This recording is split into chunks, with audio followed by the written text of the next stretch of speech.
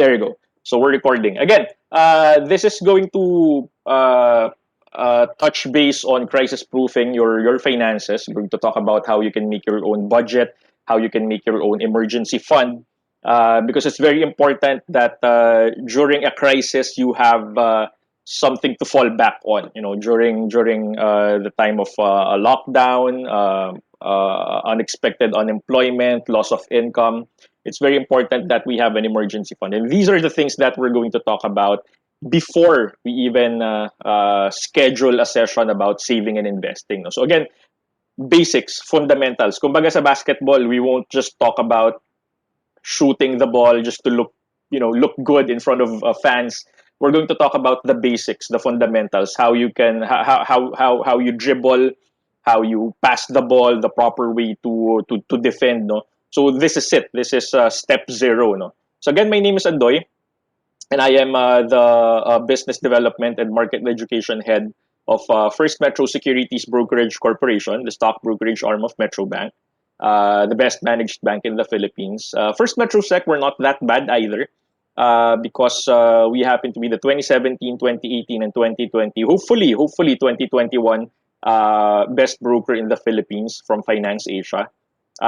Just so you know, I'm licensed to do this, and I do this quite often. In fact, this is my webinar one out of four just for today. No? I'm licensed by the Securities Exchange Commission, by the Bangko Sentral ng Pilipinas, and even by Bloomberg to talk about anything and everything investments in the Philippines. No, money market, the bond market, the stock market, and even the properties market. I've been doing this for more than 15 years now. I spent my first 10 years of employment with BPI Asset Management and Trust Group. I transferred to First Metro Sec 2015, and the rest is history. I'm also the guy behind Let's Invest PH on Facebook, Instagram, and YouTube. So before the pandemic, ang regular na araw ko was really going from campus to campus, office to office, island to island, and even country to country. So when I talk about business development and market education, this is basically what I do. I've been tasked, I've been invited to talk to Philippine national athletes even before they represented the country in the recently concluded Asian Games. No, I've talked to kids as young as what, grades 4, 5, 6, together with their parents here. I've been invited to talk to Philippine national government leaders. I think, if I'm not mistaken, this one was taken in Shanghai, no, sa OSC plant sometime 2018 nung TNK series ng DTI. And then Yes, I've sir. been Nandoon ako sa Shanghai nung ayun, last time po nandoon. ayun, tama. So ayun. And then after that, we've also been invited by the DTI, by the Department of Foreign Affairs, to go to certain parts of Europe, certain parts of the Middle East. Ito, Shanghai din to. Certain parts of Asia and certain parts of the United States of America. Again, if you're going to ask me, my friends, my wife, my parents, no, parang hindi ako ma-travel eh. Ako yung tipong madalas sa bahay, but I don't actually look at these as perks, but I actually look at them as an opportunity. Again, for me to touch base and touch lives and influence Filipinos to become smarter and more responsible when it comes to managing their money. And during the pandemic, of course, nawala ng travel, nawala ng mga face-to-face na seminars. It doesn't stop there, no? It didn't stop me. So I found myself bouncing from Zoom to WebEx to Teams to Fuse, doing Facebook live sessions for the Department of Finance with the Global Filipino channel, with the Filipino Times in the Middle East, doing YouTube webinars, and again, creating my very own channel, Let's Invest PH. Again, because parang responsibility ko na yun. Parang I look at it as a responsibility and advocacy na rin at the same time. So, before we begin, importante na maintindihan muna natin yung pera. Because from now and perhaps sa mga susunod na sessions pa natin, no, we're really going to talk about money. And mas maganda na maumpisahan natin to sa history ng pera. You know, noong unang panahon, hindi problema sa mga tao ang pagkain. Noong unang panahon, walang stockbroker. Noong unang panahon, walang mga overseas workers. Noong unang panahon, walang engineers, walang teachers, walang estudyante. Noong unang panahon, ang trabaho ng mga tao were either fishermen, so nangingisda sila. They were either farmers, so crops, diba? Fruits, vegetables. They were either hunters, they were looking for game, looking for meat, or gatherers. So ibig sabihin nun, yung araw-araw na buhay ng tao were actually centered sa pagkain until they decided to trade amongst each other. So doon na nag-umpisa yung komersyo. Tawag naman natin doon barter. So ako for example, if I'm living near a stream at nakakakuha ako ng fresh water at sawang-sawa na ako sa freshwater fish, hahanap ako ng tao na pwede kong palitan ng isda yung manok nila. So, halimbawa si Onet, meron siyang manok. May mga times na may malaki akong isda, sabihin ko, oh Onet, isang malaking isda kapalit ng isang manok mo. Kapag maliit yung nakukuha ko, Onet, dalawa nito kapalit yung isang manok mo. So I get to feed my family with chicken from time to time. Barter 'yon. Ang problema sa barter, walang sistema.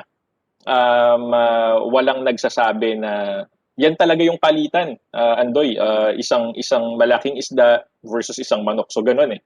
But at the same time, maganda siya dahil nagkakaroon ng exchange, no? So halimbawa yung mga crops, nakakapagtanim ako ng mga crops na wala talaga ako dati. At yung ibang tao, nakakapagtanim sila ng mga crops na wala sila. Kung kung titingnan natin na walang problema sa pagkain, ang number one problem nila was actually preservation. Kasi maraming pagkain eh. Lalo na yung mga nabubulok, yung mga nag-expire.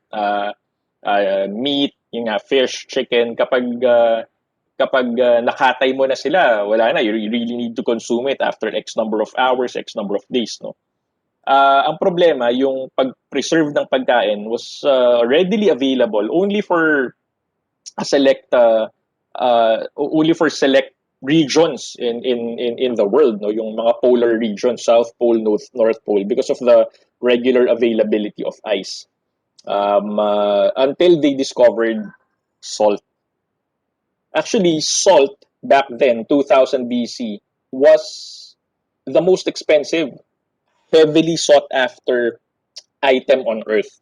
Hindi gold, hindi silver. Yeah. Ang labo.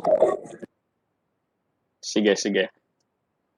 So again, what I was saying was it wasn't the precious metals, wasn't precious stones na pinaka gusto ng mga tao. It's actually salt. In fact, people were were working, people were bartering for them to be able to get salt.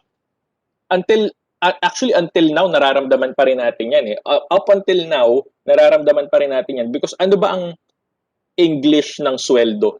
Ano ba ang English ng sahod? It's salary, 'di ba? The word salary actually stemmed from the word salt or salarium because people back then were working and working and working. They were hunting, they were fishing, they were farming for them to get paid with salt.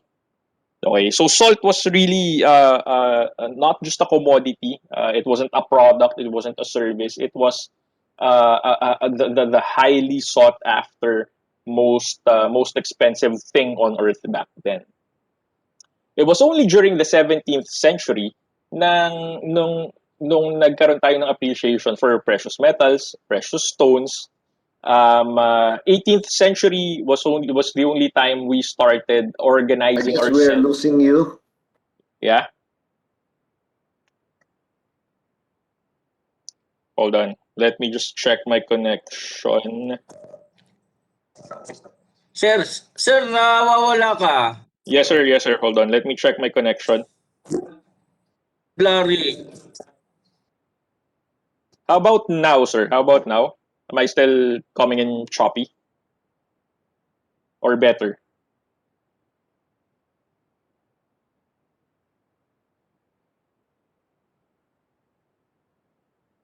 Is this better, sir? Sir, putol-putol. Yeah, hold on, hold on.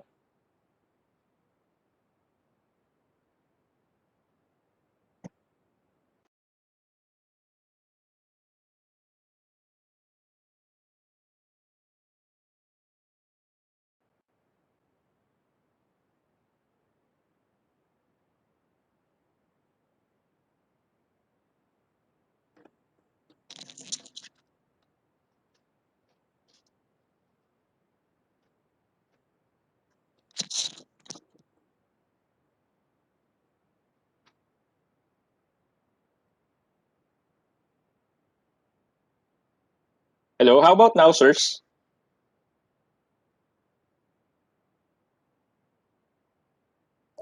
Okay na. Sige nga. Better, better. Sound check, sound check, sound check. Yes, yes, yes. Yeah, yeah. Sige, sige. Siguro what I can do is let me just momentarily turn my video off for efficiency. No, sige. So there.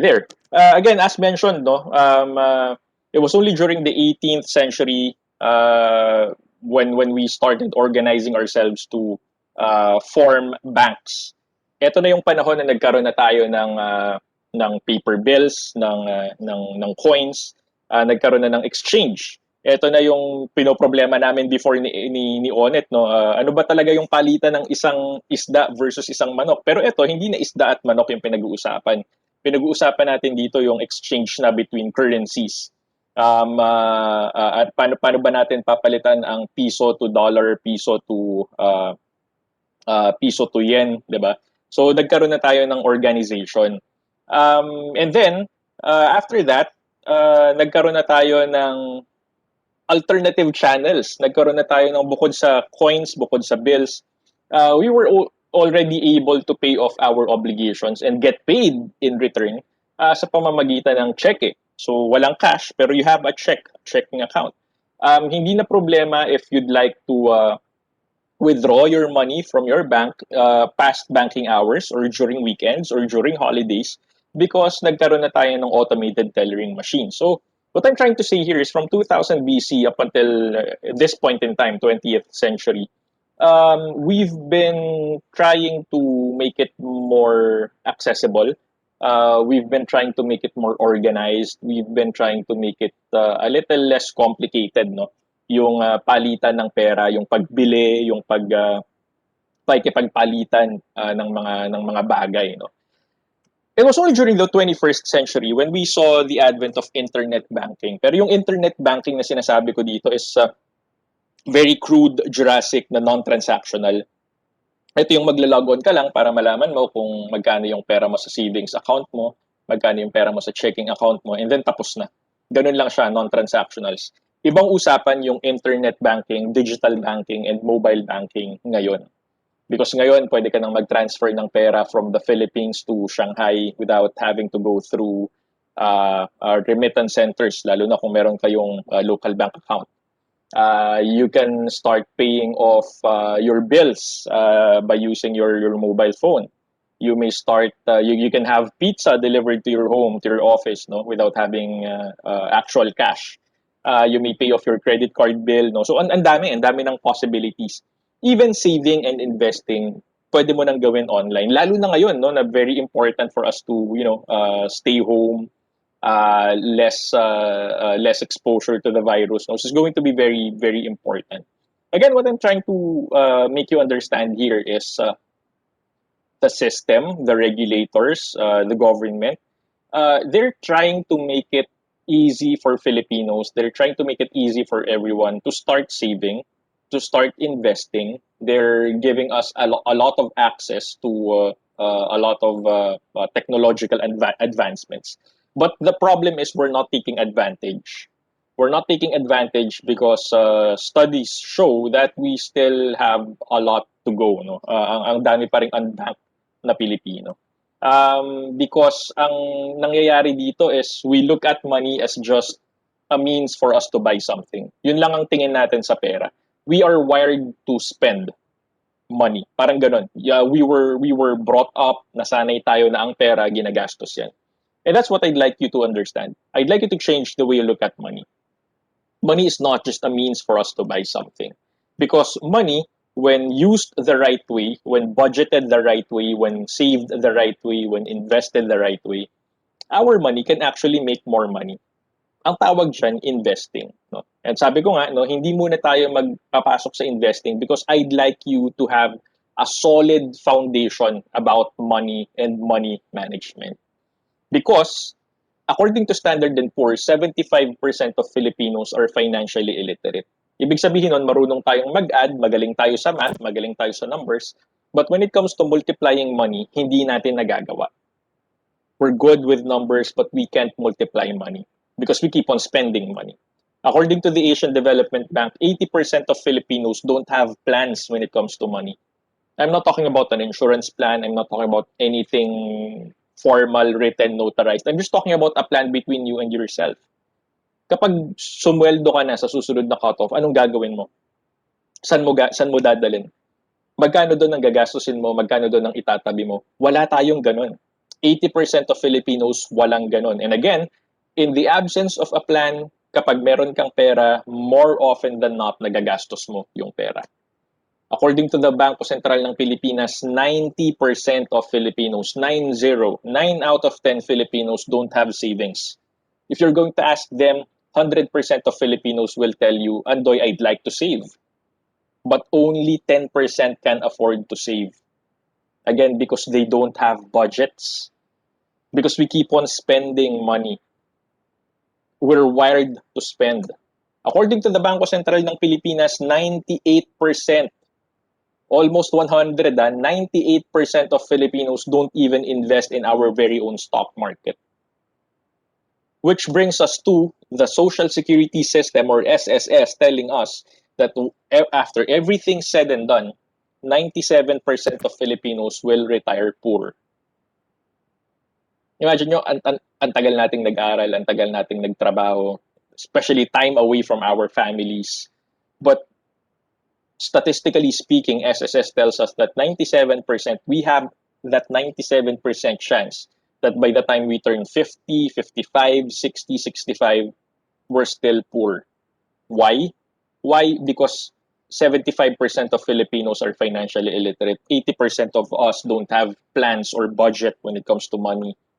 We don't have savings and we don't invest. But these are the things that we can solve.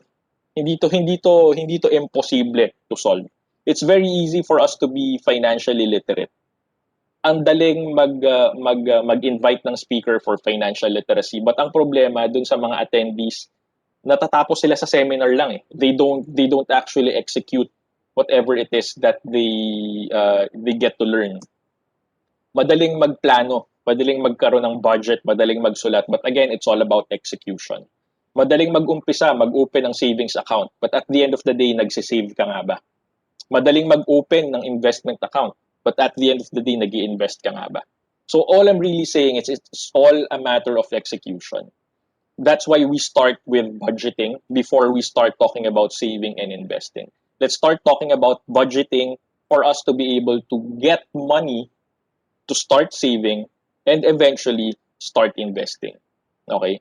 So importante na malaman natin ano ba ang san ko ba pwedeng ilagay ang pera ko. Again, hindi pa tayo mag-uusap tungkol sa investments, pero maganda na malaman nyo ano ba ang mga lehitimong investment outlets na pwede kong paglagyan ng pera ko. Importante to lalo na sa inyo kasi ayokong mabiktima kayo ng investment scams, no?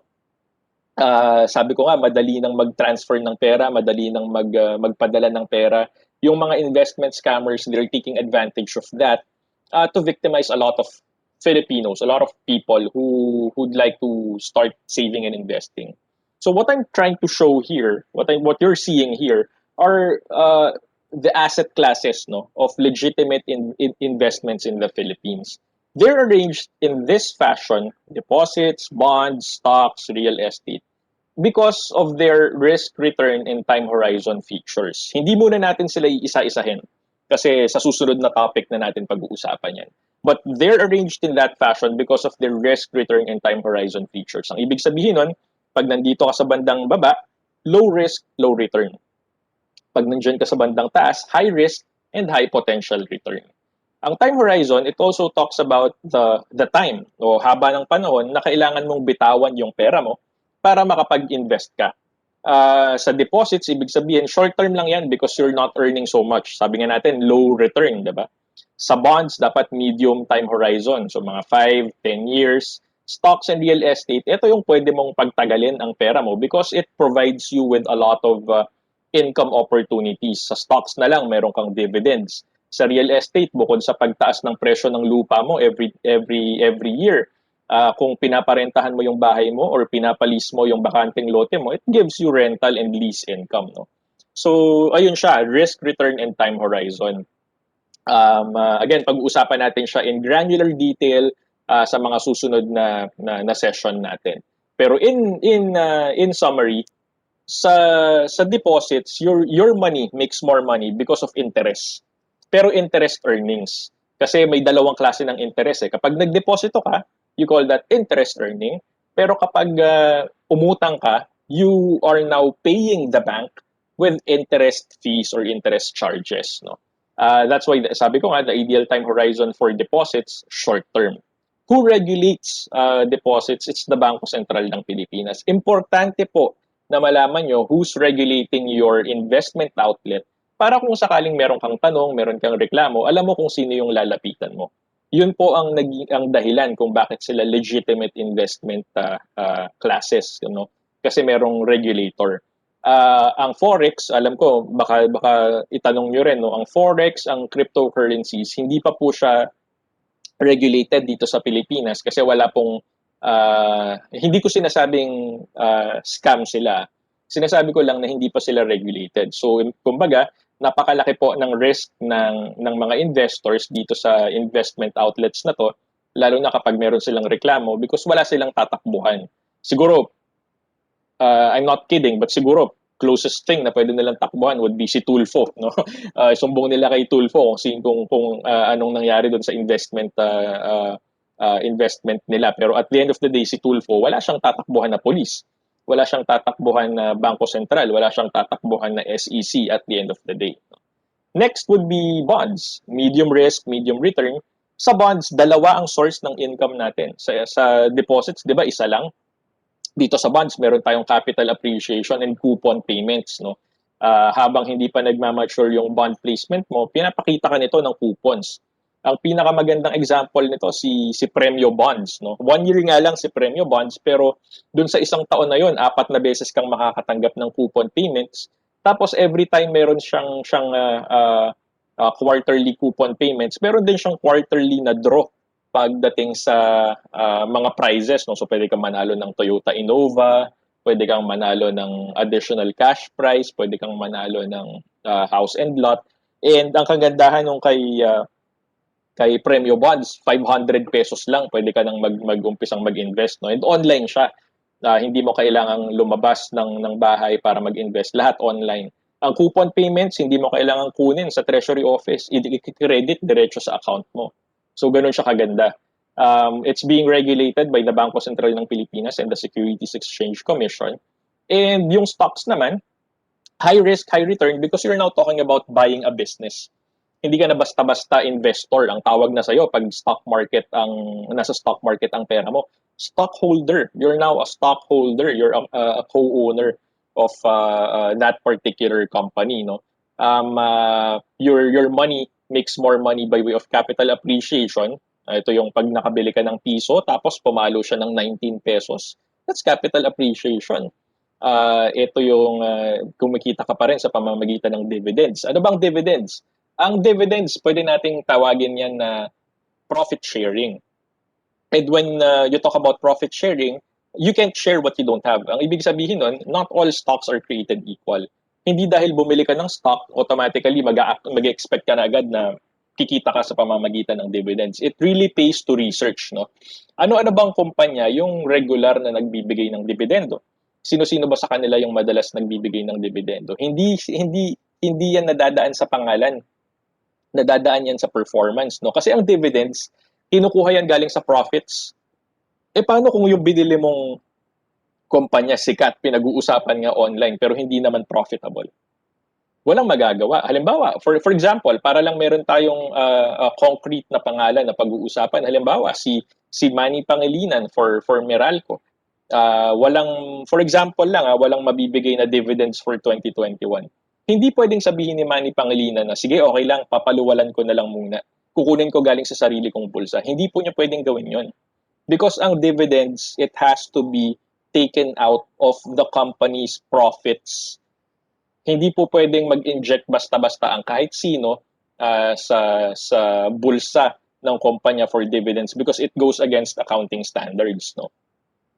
That's why when it comes to stock market, magandang time horizon dyan, long term. Kasi gusto mong kumita ka sa pamamagitan ng capital appreciation, so long term growth. And at the same time, inuupuan mo yung ownership mo dun sa stock market, sa stock na yon, at pinapakita ka ng regular dividends. No? It's being regulated by the Securities Exchange Commission, the Philippine Stock Exchange, and the Bangko Sentral ng Pilipinas. That's why kami as a stock brokerage firm, at least 3 times kaming in-audit every year. May audit kami from SEC, may audit kami from PSE, may audit kami from BSP, and from time to time, in-audit din kami internally ng Metrobank. So, ganun kami ka heavily regulated. Another thing I'd like you to watch out for, of course, as an investment outlet, is the properties market, so real estate. It provides you with a higher amount of risk, but it also provides you with a higher amount of return. Bakit mataas ang returns ng real estate? Because hindi naman nanganganak ng bagong real estate property ang mundo, no? Parami ang mga taong pinapanganak, parami ang mga taong gustong magkaroon ng sariling bahay at lupa, pero hindi naman nadadagdagan ang mga bakanteng lupa, no? That's why kung mapapansin nyo, ang mga developments, not just in the Philippines, also in most parts of the world, vertical na, pataas. Condominium units, maliit na parcel ng lupa, pataas. Residential area, maliit na parcel ng lupa. Dati, sikat ang bungalow. Ngayon, hindi minimum sa atin, 2-story house, 3 stories, tapos meron pang roof deck sa taas just to make the most out of the real estate, no? Your money makes more money by way of capital appreciation kasi syempre tumataas nga ang value ng lupa, yung zonal value. Tapos syempre kumikita ka rin dyan sa pamamagitan ng rent or lease income depending on the use of the property. Again, it's ideal for us to keep our real estate properties for long term para mas mag-appreciate yung value niya and for us to be able to get a lot of rental or lease income off of it. And it's being regulated by the Bureau of Internal Revenue. Siya yung nagbibigay ng zonal value guidance. HLURB, Housing and Land Use Regulatory Board, RD, Registry of Deeds, and of course, to a certain extent, Bangko Sentral ng Pilipinas and the Securities Exchange Commission. So again, it's very important that we begin with these things para at least ngayon pa lang equipped na kayo with the knowledge, ito pala yung mga pwede kong paglagyan ng pera. Ito lang pala yung mga outlets na medyo confident ako because meron siyang mga nagbabantay, meron siyang mga regulators, no? But if you're going to ask me, there's no such thing as the best investment. Andoy, ano ba dyan yung pinaka-okay? Baka pwedeng sa real estate na lang lahat ng pera ko, 'di ba? Kasi sabi mo yan ang highest risk pero highest return. No, there's no such thing as the best investment Pare, instrument. excuse me. Yes, sir, go ahead. Excuse me, bakit high risk ang real estate? Yeah, sorry, I forgot to talk about the risk. No, high risk ang real estate because of its high barrier to entry. It's not for everyone. Hindi lahat ng gustong mag-invest sa real estate kayang mag-invest sa real estate because for you to be able to invest in something, for you to be able to acquire something, you need to be able to own it. You need to be able to at least partially own it. And it's not as easy as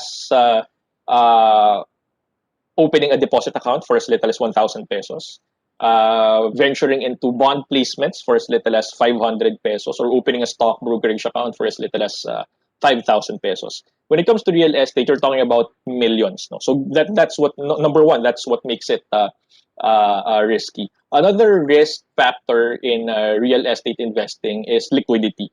So sabihin na natin na naka-acquire ka na, no, Sir Clarence, naka-acquire ka na ng real estate property and you'd like to start selling the real estate properties. You don't expect to sell it right there and then. It takes a lot of time because again, babalik tayo dun sa issue na may high barrier to entry. So hindi lahat ng Facebook friends natin may kakayahan na bilhin yan agad. Hindi lahat ng Instagram followers natin may kakayahan na bilhin yan agad. Because again, you're talking about millions or sometimes billions of pesos. To the point na ang pagbilingan ng real estate property to certain Filipinos, parang it's a once in a lifetime thing.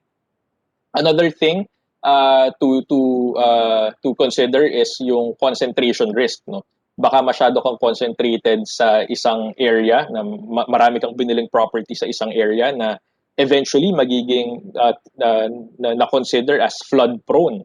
Eventually na discover pala na tinamaan pala ng fault line, no. So that's another thing. Another thing we need to consider is yung valuation. May mga real estate properties kasi na subject to valuation, and problema din diyan yung matagal na proseso ng dokumento, no, pagdodokumento. Hindi kagaya nung ibang asset classes na lahat ginagawa electronically. Wala ka nang gagawin. Bebenta mo lang sa market, bebenta mo sa bond market, bebenta mo sa exchange, and then tapos na, babalik na sa iyo yung pera kapag nabili. But again, that's essentially what I'm trying to say, no. The lower the risk, the lower the return, the higher the risk, the higher the return. And madalas kapag nandun ka sa mga more complex investment outlets, medyo may konting manual intervention. May kailangan kang gawin, no? Lalo na sa real estate. Kailangan mong asikasuhin sa Registry of Deeds, meron kang transfer title na mga fees, meron kang babayaran na documentary stamp tax, no? But again, it should all be worth it, lalo na kung you're talking about a huge sum of money, no? Na capital gains. But that's it. I do hope I was able to answer your question, Clarence. Yeah, very Ayun. clear. Thank you. Yeah, welcome. Thank you, sir. Thank you for bringing that up. Nakalimutan ko na sabihin yung cons ng real estate investing. So there. So I was saying it has to be a little bit of everything. We need to have liquidity from deposits. Kasi paano na lang kung lahat ng pera natin nasa real estate, no? Sabi ko nga doon sa tanong ni Clarence, ang dami mong real estate properties pero wala kang cash. Paano ka mabubuhay? Paano tayo magbabayad ng parking? Paano tayo magbabayad ng monthly dues? Paano tayo magbabayad ng grocery? Paano tayo mamamalengke? So kailangan natin ng liquidity for our immediate needs and for our emergency funds.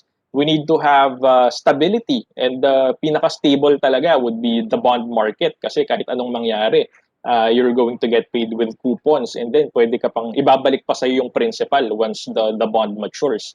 You also need to look into appreciation sa pamamagitan ng pagbili ng businesses made possible by the stock market, and eventually appreciation or growth brought about by made possible by real estate investing, no. So ngayon ang suggestion ko talaga diyan is we start one asset class at a time. So umpisahan natin with an emergency fund, savings fund from deposits, and then we graduate to the next level. O bili tayo pa konti-konting bonds. And then kapag bored ka na dun sa fixed income na binibigay sa atin ng bonds, then you now go to buying different listed companies in the Philippines until you get capital appreciation and dividend income. Tapos you're going to pool your money together, pwedeng dagdagan mo siya ng real estate loan for you to be able to start buying real estate properties. And then eventually, lahat ng kita nila will all go to you. Yung interest income ng deposits mo, sa'yo mapupunta naman yan eh. Yung coupon payments, sa'yo mapupunta yan. Yung dividends, yung capital gains, sa'yo mapupunta. Yung renta, yung zonal value appreciation, sa'yo mapupunta. So what we're trying to say here is, by buying different sets of assets, you're creating multiple streams of income. Hindi ka lang nagre-rely solely sa sweldo, hindi ka lang nagre-rely solely sa pension, hindi ka lang nagre-rely solely sa regular source of income mo, but you have passive incomes on the side, no. When I say passive income, hindi ka naman nagbubukas ng Jollibee para mag-open si Jollibee, hindi ka nagso-solve ng problema ng Meralco para magtuloy-tuloy ang trabaho ni Meralco, no. Those are just some of the things, no? Some of the hacks that I can make you appreciate when it comes to investing in general. But then again, investment professionals like us should actually be talking less and listening more. It's only during speaking engagements like this na ako talaga yung dapat magsalita because I am facilitating, I am the resource person. But in reality, I should be the one asking a lot of questions because I should get to know you more. Hindi, kapag kausap mo ang isang investment professional, tapos hindi kanya tinatanong, pero parate kanyang binebentahan, dito ka na lang. Sir Clarence, ito na lang yung kunin mo. Ito na lang, dito ka na lang mag-invest. No? Without asking questions. Medyo red flag yon because most probably that investment professional is just there for the sale. Uh, for you to be able to find out, no, that the investment professional is really sincere, they should actually be asking questions about you para makilala kita. Kasi halimbawa, kung pupunta ka sa isang dealership, car dealership, tapos wala akong tinatanong sa'yo, automatic ba for me, sir, eto na lang, Pajero na lang bilhin mo? Without knowing, oh, why am I here? Why am I here? Baka naman gusto ko is pick up kasi magtatayo ako ng negosyo, water refilling business, 'di ba? Kailangan ko ng panghakot. Baka naman nandito ako kasi gusto kong bilan ng sasakyan yung panganay ko. Nag-uumpisa pa lang mag-aral mag-drive. So maliit muna na automatic transmission, 'di ba? Uh, you should be front and center when it comes to the decision making process. Hindi dapat dictated 'yon ng investment professionals. That's why again, we should be talking less and asking more because each investor is unique. Dapat nating i-factor yung personality nyo. That's why I prepared something for you, no. 7 questions lang to, kayang-kaya nyong sagutin. At the end of the day, ang malalaman natin dito is anong klaseng investor ba kayo. So, this is something I prepared specially for you. Mabilis lang to because i-guide ko naman kayo. So, question number 1, again, this just goes to show na each investor is unique. Na hindi ka pwedeng mangopya, hindi ka pwedeng manggaya because ikaw ang mismong sasagot nito. Hindi dahil kaibigan mo si Onet, kaibigan mo si Clarence, automatically kung ano yung investment choice nila, yun na rin sa'yo. Hindi pwede yun. Again, you're talking about your money and it has to be tailor-fit sa sarili mong lifestyle. No? So first question is, I am 65 years of age and above. A. So tandaan nyo, letter lang. 1, A ba yan? B. Between 51 to 64 years of age. C. Between 36 to 50 years of age. D. Below 35 years of age. So one letter lang ang kailangan yung kunin dyan. Kailangan yung tandaan across number 1. Okay? Let's proceed to question number 2. What level of risk in relation to returns are you most comfortable with? So kanina napag-usapan natin yung high risk, high return, low risk, low return. So ngayon, ang question ko is, saan sa palagay mo bagay ka? Is it A, I'm okay, Andoy, with low returns for as long as my principal is protected. Wala akong pakialam kung maliit ang kinikita ko, basta yung 1 million na investment ko, dapat hindi siya bumababa sa 1 million. That's A. Or is it B? I can accept minimal risk for stable return. So sa akin, Andoy, okay lang sa akin na medyo may konting fluctuations. Basta meron akong stable na ine-expect na income galing sa mga investments ko. That's B. C. I can accept moderate risk and short-term losses for potentially higher returns over time. So halimbawa, okay lang sa'yo na lulugi ka. When I say short-term, siguro mga 1 to 2 years. Lugi ka ng 2020 because of the pandemic, lugi ka ng 2021 because of the pandemic, but you keep on buying. You still keep on buying because every payday, because sa palagay mo, murang-mura ang stock market. Kasi alam mo na it won't last forever and you're looking for potentially higher returns in the long run. So that's C. Or D, I'm willing to take high risks to achieve the highest potential returns over the long term. So, sige, Andoy, all in tayo dito sa high risk kasi gusto ko talaga highest potential return over the long term. Okay, so that's number 2. Or number 3, how long are you willing to keep your money invested? So again, medyo maganda na napag-usapan natin yung risk, return, and time horizon kasi related siya sa mga tanong na to. So nakaka-relate na tayo sa mga tanong. Andoy, I'm willing to invest in less than 1 year lang. So ibig sabihin, by March 2022, i-withdraw ko na yung pera ko kasi may paggagamitan ako. B, 1 to 3 years. C, more than 3 years but less than 5 years? Or is it D, more than 5 years? So again, kanya-kanyang diskarte to, kanya-kanyang preferences. Just for me to prove na that investing is really personal. Question number 4, more than halfway there.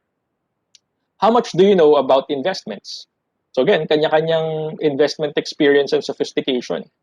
Minimal, I have savings and deposits and then that's it. B, low, I know the basics of money market and bonds. C, medium, I have existing mutual funds and unit investment trust funds.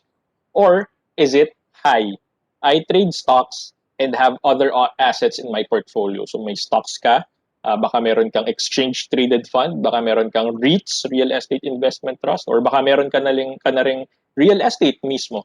So high. Question number 5. How long have you been investing? A, Andoy, I've been investing for less than 1 year. B, I've been investing for 1 to 5 years. C, I've been investing for the past 6 to 10 years. Or D, I've been investing for more than 10 years. So ngayon, madaling sagutin to kasi alam nyo na ano-ano ba ang investments, di ba? Ano-ano ba yung mga bagay na pwede nating ituring as investments? Second to the last question, 6. Minus your regular expenses. So pag binawas nyo yung mga regular na ginagastos nyo, how much of your income can you invest on a regular basis? Is it A, 10% of my income or even less?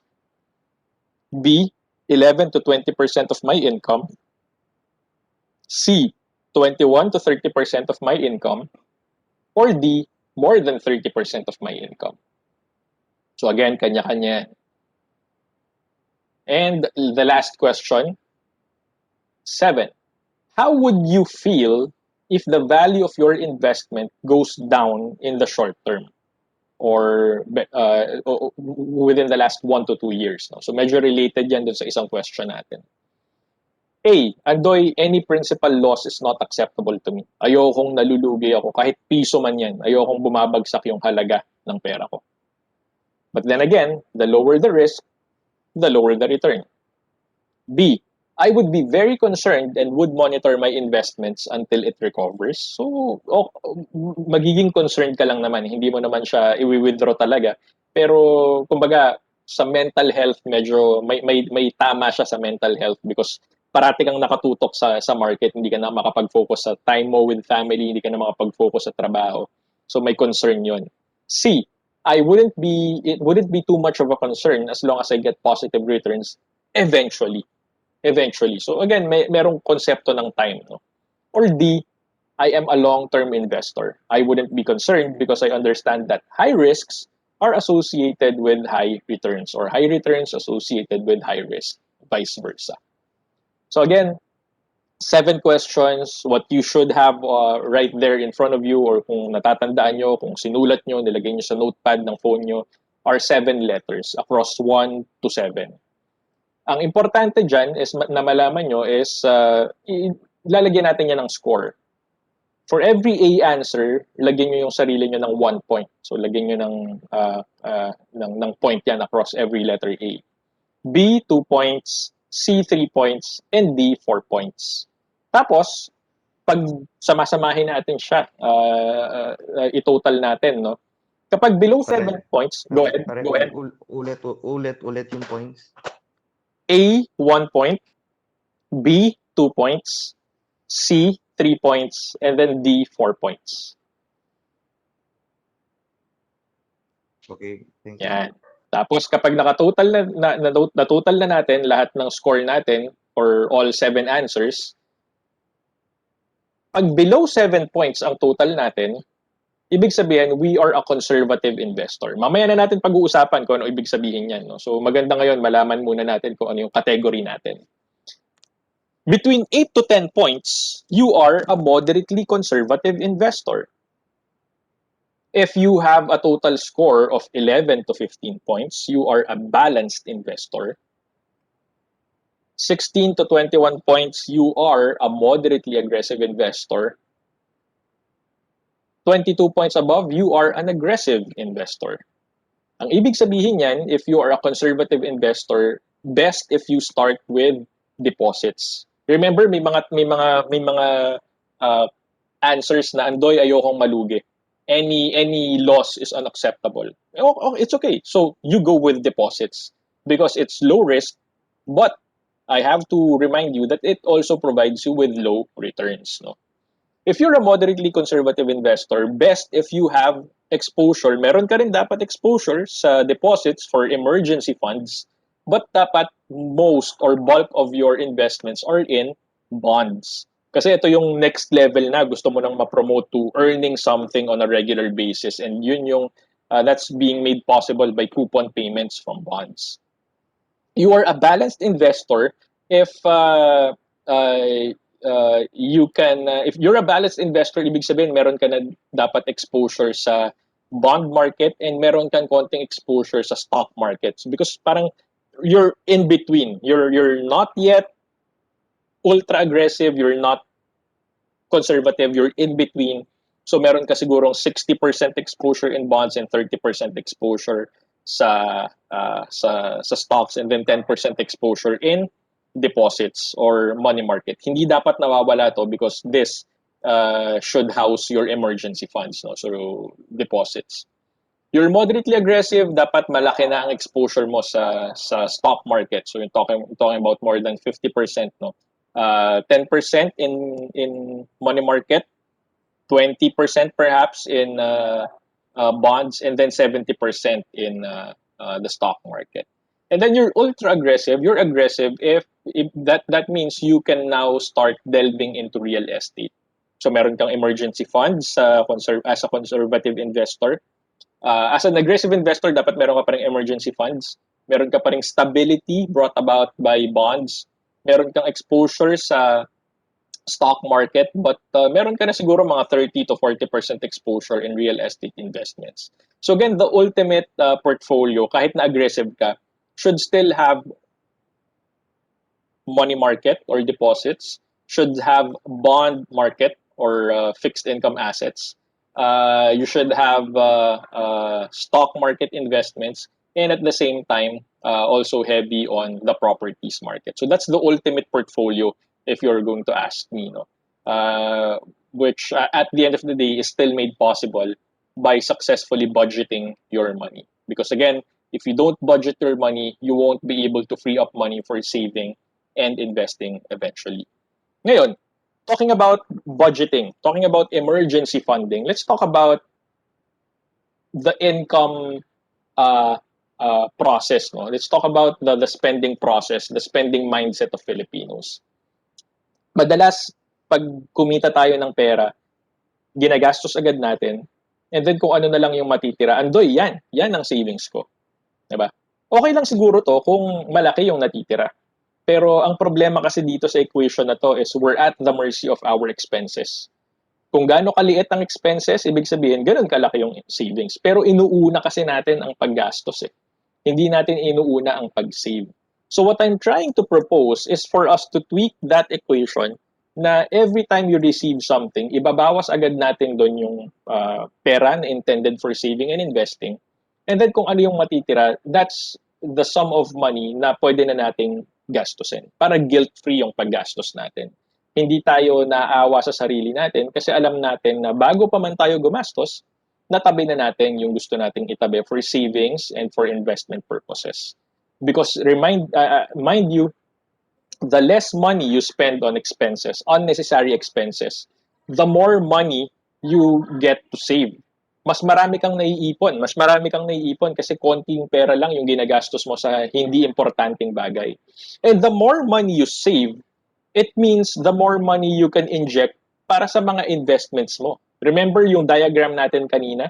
Maraming income na pumapasok sa'yo dahil meron kang interest galing deposits, meron kang coupon payments galing bonds, meron kang dividends galing stocks, and then meron kang rental income, meron kang lease, meron kang appreciation from real estate, no? So that means the less and less money you spend on unnecessary things, the more money you get to save and invest, and the more money you get to save and invest means more passive income for you. Nagtatrabaho na tayo, and at the same time, our money makes more money because we decided to save and invest.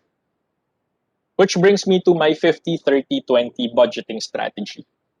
My 50-30-20 budgeting strategy simply tells you that even before natin makuha ang pera natin, dapat alam na natin kung saan natin siya ilalagay para hindi tayo malito, para hindi tayo mabudol, para hindi tayo maloko, no? Ngayon pa lang, alam na natin na sa next cut-off, dapat 50% nito mapupunta sa needs. Ano ba yung needs? Food, shelter, clothing, utilities, insurance, no? Life and non-life insurance. Tapos, kapag sigurado ko na naitabi ko na yan, the next is yung 30% for future proofing. Ito yung sinasabi ni Andoy na bago pa man ako mag-invest, dapat may emergency fund na ako. Yung emergency fund ko, uunahin ko yun. Every payday, magdadagdag ako ng magdadagdag ng pera hanggang sa makabuo ako ng 6 to 12 months of my expenses. Ibig sabihin, kung gumagastos ako ng 20,000 in a month, dapat ang emergency fund ko should be worth 120 to 240,000 pesos. Kasi ang emergency fund, hindi yan arte lang. Ang emergency fund, it's really there to make you confident bago ka pa man mag-invest. Kasi kapag lahat ng pera mo ininvest mo, tapos biglang nagkaroon ng problema sa stock market, saan ka kukuha ng pera in times of emergency, di ba? Halimbawa, bigla tayong mawalan ng income, bigla tayong mawalan ng trabaho, biglang merong unexpected na vehicular repair, household repair, unexpected na hospitalization in the family na hindi covered ng insurance, dito natin kukunin sa emergency fund yun. Again, if you're going to ask me as a professional, mas gusto ko sana lahat ng tao nag-i-invest agad because that means more money for us. But no, I'm not telling you that. I'm actually telling you the opposite. Huwag ka muna mag-invest. Mag-ipon ka muna ng emergency fund. One payday at a time until you reach 6 months or 12 months depending on your comfort level. And then after that, kapag nabuuin mo na siya, the very next payday, growth fund na. The very next payday, mag-invest ka na for you to be able to start saving and investing for your real estate investments and for your retirement. 50% plus 30%, that's just 80%.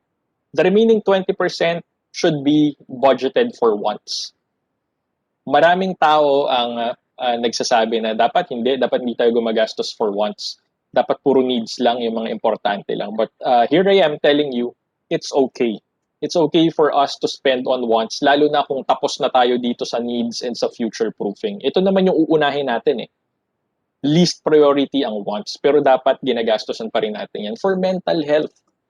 Para naman nakikita natin, nararamdaman natin yung pinagtrabahuhan natin, yung pinagpaguran natin. Shop, buy something online, have pizza delivered to your house in the weekend, spend on entertainment, spend on your hobbies, spend on your recreation, para mapuwersa kang mag-workout, para mas maengganyo kang mag-workout, para mas maengganyo ka to spend more time with your family. Because it's also very important, mental health is also very important. Hindi naman pwedeng masyadong seryoso tayo parate sa pinaggagastosan natin. No? Hindi naman po masamang gumastos sa wants for as long as inuuna natin yung needs and yung future proofing. Okay, so that's essentially why my mentality, no? And this is what I'm sharing with you. Madalas kasi yung 20% sinasabi nila ano to eh. Sa ibang 50-30-20 itong 20% for donation, for types, walang masama po doon. But ako para sa akin, this is what I do, no. Kung meron mang sobra pa dito sa 20% na yan, then that's the time na pwede siya nating i-consider for donation, 'di ba? For outreach programs, but syempre ngayon hindi siya hindi siya selfish if we continue looking after ourselves and our family muna. No? So that's my 50-30-20 strategy. I'm also going to provide you with a copy, no? So i-email ko to kay Onet of my spending planner. Etong spending planner ko na to really goes by the 50-30-20 strategy. Ang wala kayong ibang gagawin kundi magi-input ng amount of your sweldo, first payday of the month, second payday of the month. Tapos i-compute na niya kung magkano dapat yung 50% mo, magkano dapat yung 30% mo, magkano dapat yung 20% mo as the expectation.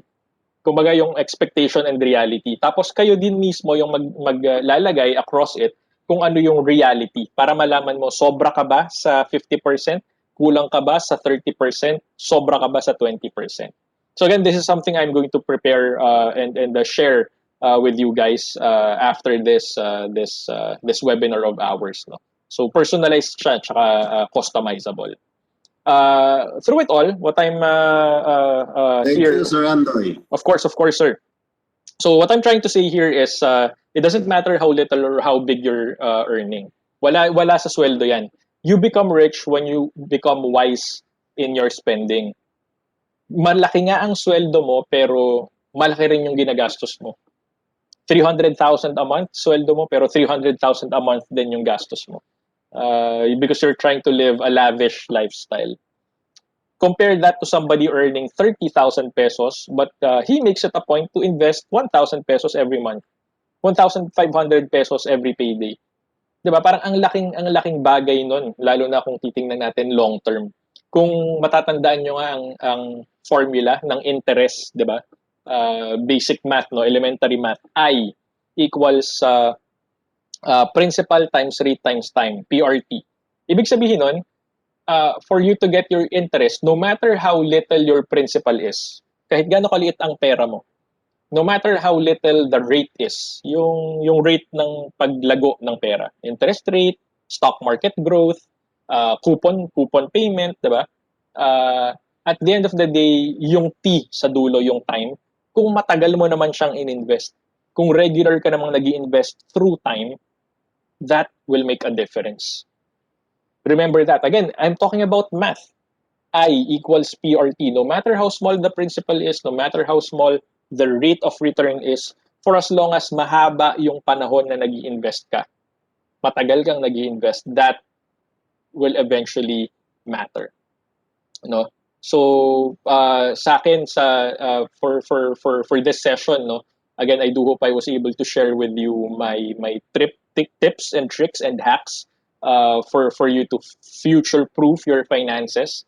I do hope I was able to share with you how you can come up with your own budget, the 50-30-20 way. I'm also going to share with you, sabi ko nga, yung sarili kong worksheet para makatulong sa pagbabudget. And again, this is just step 0, no? So alam ko bitin to. Kasi wala pa tayong pinag-uusapan na actual saving versus investing. But yun talaga ang intention namin, no? Hindi para bitinin kayo, pero para malaman nyo muna kung ano yung dapat nating malaman even before we start talking about saving and investing. So again, anything and everything, First Metrosec, that's our website. I'm encouraging all of you to follow us on Twitter, on Instagram, subscribe to our YouTube channel, and join na rin kayo doon sa Facebook community namin, no, sa First Metrosec Facebook community.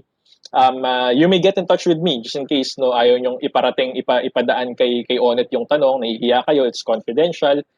You may get in touch with me via eBeltran at firstmetrosec.com.ph. I'm also on social media as Andoy Beltran, and I'm also the guy behind Let's Invest PH on Facebook, Instagram, and YouTube. But before we open the floor for some Q&A, short Q&A, let me just leave you with this. No, hold on. Let me just leave you with this. Remember, guys, if you keep on spending and spending and spending money on, especially on unnecessary stuff, we're going to keep on losing and losing and losing money. no-brainer. It's a tried and tested formula. Kung parati tayong gumagastos sa mga bagay na hindi naman natin kailangan, maganda lang siya tingnan, pwede siyang ipagyabang sa Facebook, pero at the end of the day, it's not making extra money for us. It's not contributing to passive income for us. We're going to keep on losing and losing and losing money. But if we keep on investing and investing and investing money, we're going to keep on making and making and making money for us to be able to reach our financial goals. No? So this has been Andoy Beltran. Thanking you guys for the opportunity. Thanking you for reaching out to First Metro Sec, and I think that's it for our that opens our question and answer portion. Just in case you have questions.